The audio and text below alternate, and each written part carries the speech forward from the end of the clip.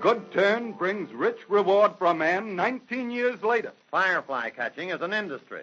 20% of all American motorists escape head-on collisions by 1 second. Can you imagine that? Well, as usual, those statements are true, and in just a moment or two, my able cast of actors and I are going to be back with you to prove them and others. Wait for us, won't you? Oh, by the way, this is Lindsay McHarry.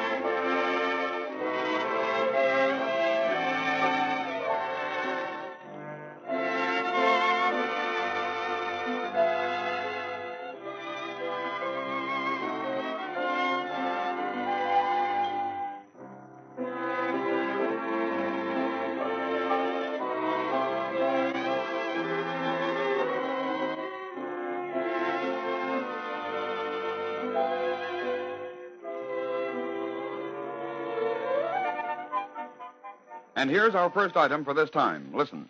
20% of all American motorists escape head-on collisions by 1 second. That's an amazing statement, isn't it? But it's true.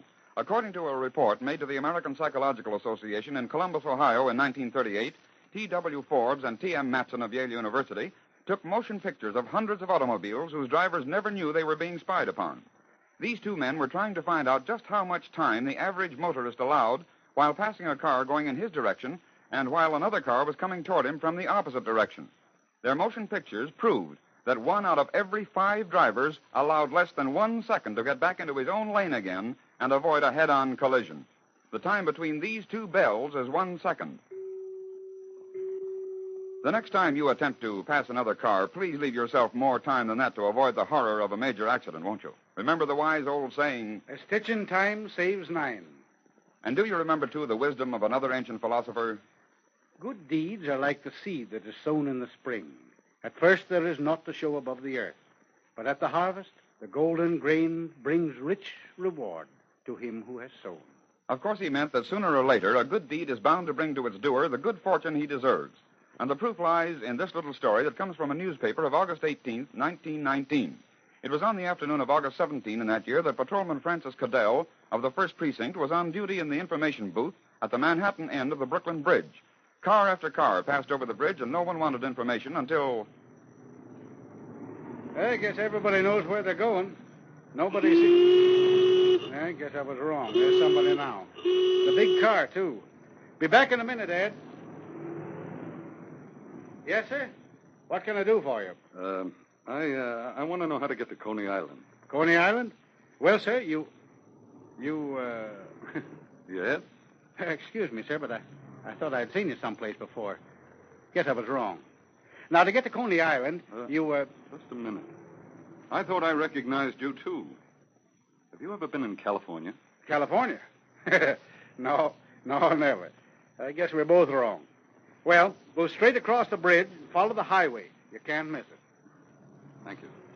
Goodbye. You're welcome. Funny. I could swear I know him, Ed. He's backing up. What's the matter? Decided not to go to Coney Island? Nope, but I've decided where I know you from. We were right when we thought we knew each other. Is that so? Now, listen. Weren't you on duty in the Bowery about 15 or 20 years ago, in 1902 to be exact? Yeah, Holy smoke. Say, you're not... I am, sure I am. Remember, I was down and out. My clothes were in rags. Sure, you were plenty hungry. That's right, and I was broke. You fixed me up with clothes and money and advised me to get back to California, where I'd come from. And did you? You bet. I got into the canning business and made a fortune. Oh, I've got you to thank for everything. Oh, forget it. Forget it, nothing. You're coming back to California with me. And you're going to have a swell job in my cannery, and I'm not going to take no for an answer. And did Patrolman Cadell take the job? You just bet he did. And thus, for a good deed performed 19 years before, he reaped a rich reward through chance meeting and being stationed at an information booth on just the right day. Can you imagine that? To those of us who may be fatalists or believe that when our number's up we go, here's an item that seems to prove it. Prove it with stark tragedy. It was early in the year 1939 that Michael McCabe, 42 years old, of Chicago, set out one morning to go to his job. Now, that isn't startling. It's just commonplace, everyday routine for most of us. But suddenly, Michael McCabe stopped and snapped his fingers, first in disgust. Then a slow smile must have spread over his face in amusement at his forgetfulness as he remembered he was going to work on his day off. Just a bit foolish, he thought, but what difference does that make? He could work today and take the day off later in the week. So he walked onward. Then he arrived at work at a fuel company. Hey, Mike, what you doing here today? Ain't it your day off? Yeah, but I forgot. It don't make any difference anyway, because I can take a day off later on. Okay, one day's as good as the other, huh? Sure. So Michael McCabe worked on. Then suddenly... Hey, Jim, hand me the wrench, will you? I got to... Mike, look out! Look out! That conveyor!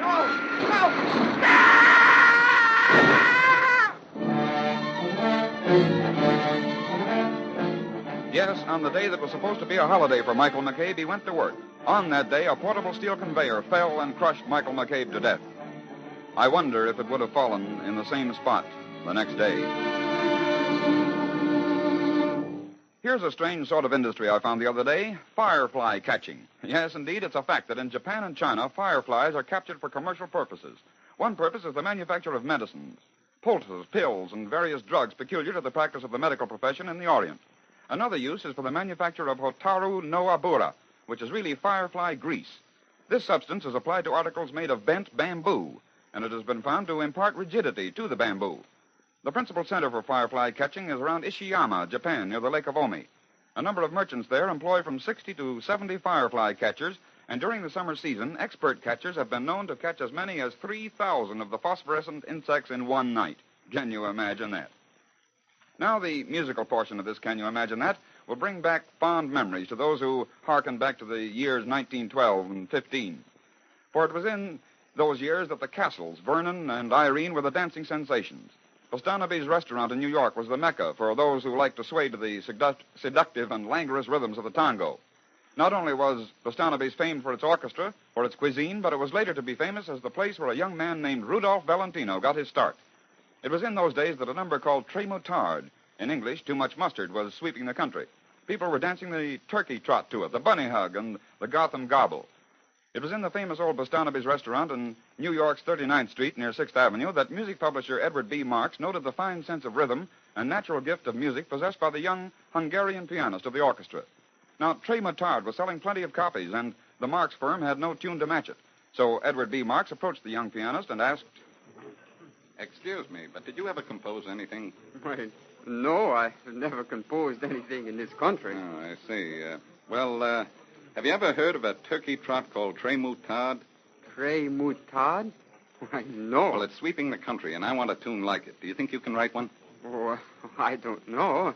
Maybe I can. All right, I'll tell you. Here's my card. You come to our offices in a day or so, and maybe we can get together on something. How about it? Well, all right, I'll do it. True to his word, the young pianist showed up at the offices of the Marx firm. Once there, Marx's partner, Joseph W. Stern, sat down with the young man and... Now, look. Here's the construction of the turkey trot. I'll run through it for you, and you can see how it's built. Listen.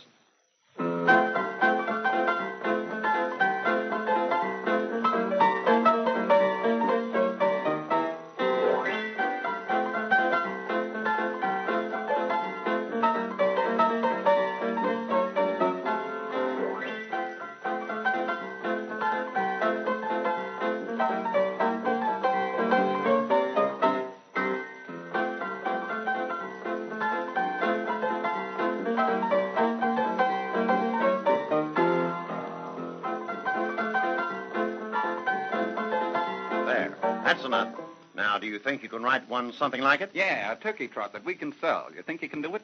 Well, yes, I think I can. Good. Yeah, that's fine. Get right to work on it, because we want it, and we want it quick. So the young man set to work, and he composed not one, but two turkey trots. One was called Some Smoke, and the other Leg of Mutton. These two compositions were even given French titles in order to follow in the wake of popularity of Très Moutard.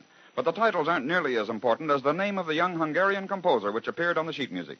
That name was later to become famous as belonging to the musical genius who composed more than 60 successful light operas. And that name, Sigmund Romberg. Can you imagine that?